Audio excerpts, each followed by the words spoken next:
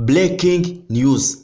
Iki gitondo divorce hagati ya Muyango na Kimenyi Yves yamaze gutangwa bidasubirwaho. Nsubiremo, Kimenyi na Muyango bamaze guhabwa gatanya. No doubt, nta kundi gukundana ukundi, nta kundi gushikirana ukundi, nuko icyabahuzaga uyu munsi muri iki gitondo kimaze gushirwaho akadomo. Kimenyi ukwe, Muyango ukwe, buri muntu akora ibye nta nkomyi, baratandukanye kumugaragaro. Aha ni kuri Hot World Entertainment.